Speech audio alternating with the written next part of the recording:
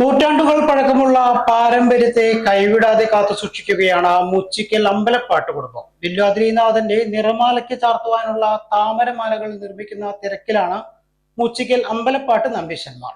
വില്വാദ്രിനാഥ ക്ഷേത്രത്തിലെ നിറമാല മഹോത്സവത്തിൽ അലങ്കരിക്കുന്ന താമരമാലകൾക്ക് തലമുറകളുടെ കഥ പറയുവാനുണ്ട്. മൂച്ചിക്കൽ അമ്പലപ്പാട്ട് നമ്പീശന്മാരാണ് ഇപ്പോൾ ക്ഷേത്രത്തിലെ താമരമാല അലങ്കാരത്തിന് പൂർവിക അവകാശമുള്ളവർ. മൂച്ചിക്കൽ ദാമോദരൻ നമ്പീശന്റെ പിന്മുറക്കാരാണ് നിലവിൽ നിറമാലയ്ക്ക് മാല കെട്ടുന്നത്.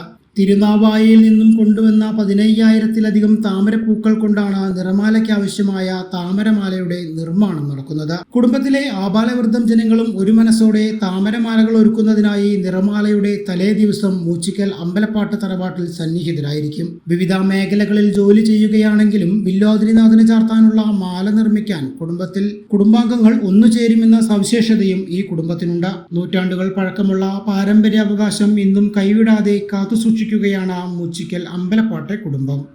വില്വാദ്രിനാഥ ക്ഷേത്രത്തിലെ നിറമാല എല്ലാ കൊല്ലവും കന്നിമാസത്തിലെ ആദ്യത്തെ വ്യാഴാഴ്ചയാണ് നടത്താറ്. അതിൻ്റെ ഏറ്റവും ഒരു പ്രത്യേകത എന്ന് പറഞ്ഞാൽ ഇവിടെ താമരപ്പൂ മാത്രമേ ഉപയോഗിക്കുള്ളൂ. ആ ദിവസം താമരമാല മാത്രമായിരിക്കും അന്നേ ദിവസം ഉണ്ടായിരിക്കുക. അതിപ്പോൾ കാലാകാലമായിട്ട് 2 തറവാട്ടുകാരാണ്, കൂടുതൽ തറവാടുകളുണ്ടായിരുന്നു. ഇപ്പോൾ അത് കുറേയൊക്കെ നിന്നു. ഇപ്പോൾ 2 തറവാടാണ്. ഒന്ന് മൂച്ചിക്കൽ അമ്പലപ്പാട്ട് ദാമോദരൻ നമ്പീശൻ്റെ കുടുംബവും, പിന്നൊന്ന് ഇവിടെ പൂതനക്കര നാരായണൻ്റെ കുടുംബമാണ് ചെയ്യുന്നത്. അത് ഞങ്ങളുടെ കാരായ്മ അവകാശമാണ്. അത് കാലാകാലമായിട്ട് ഞങ്ങൾ തന്നെ ചെയ്യണത്.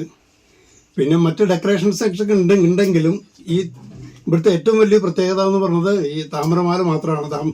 താമരമാല മാത്രമേ ഉപയോഗിക്കുള്ളൂ, താമരപ്പൂ മാത്രമേ ഉപയോഗിക്കുള്ളൂ എന്നുള്ളതാണ്. ഒരുപാട് വഴിപാടായിട്ട് വരും. 15,000-20,000 പൂവുകളൊക്കെ ധാരാളമായിട്ട് വരാറുണ്ട്. അതുപോലെ ആനകൾ, വാദ്യക്കാർ, ഇതെല്ലാം കേരളത്തിലെ ആദ്യത്തെ ഉത്സവമായിട്ടാണ് ഇത് സാധാരണ കരുതി വരുന്നത്. കരുതി വരുന്നതല്ല, ആദ്യത്തെ ഉത്സവമാണത്. ചിങ്ങമാസം കഴിഞ്ഞിട്ടുള്ള ഫസ്റ്റ് ഉത്സവമായിട്ടാണ് വരുന്നത്.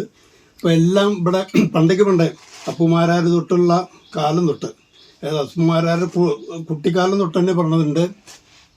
അദ്ദേഹം ഒരു 60 കൊല്ലത്തോളം ഇവിടെ വന്നിട്ട് ഉപാസന ചെയ്തിട്ടുണ്ട്. അന്നൊന്നും യാതൊരു പ്രതിഫലവും ഇല്ലാതെ കണ്ടാണ് ഇവരെല്ലാം ചെയ്യുന്നത്. ഈ ആനകൾ വരുന്നത് അതെ ഏക്കൊന്നും ഇല്ലാതെ കണ്ട് വെറും ഒരു ചെലവ് മാത്രം കൊടുത്തിട്ടാണ് ആനകൾ വരുന്നത്. മാത്രമല്ല ഇവിടെ ആന എഴുന്നള്ളിച്ച് കഴിഞ്ഞപ്പോൾ ആ കൊല്ലം ആനയ്ക്ക് യാതൊരു കുഴപ്പമുണ്ടാവില്ല എന്നൊരു ധാരണയുണ്ട്. മാത്രമല്ല ഏതെങ്കിലും കാരണവശാൽ അവിടെ വന്നിട്ട് ഒരു കുഴപ്പമുണ്ടായ ആന ഒരു കൊല്ലത്തിലധികം ജീവിച്ചിരുന്നിട്ടില്ല എന്നുള്ള ചരിത്രമുണ്ട്. ഇതാണ് പൊതുവെ ഈ ഇതിനെക്കുറിച്ചിട്ട്, നിർമ്മാലയെ കുറിച്ചിട്ട് പറയാനുള്ളത്. ചേട്ടാ ഒരു ചായ. സൂപ്പർ ഫാസ്റ്റ് ആണല്ലോ. ഇതെന്താ കേരള വിഷൻ വൈഫൈയാ?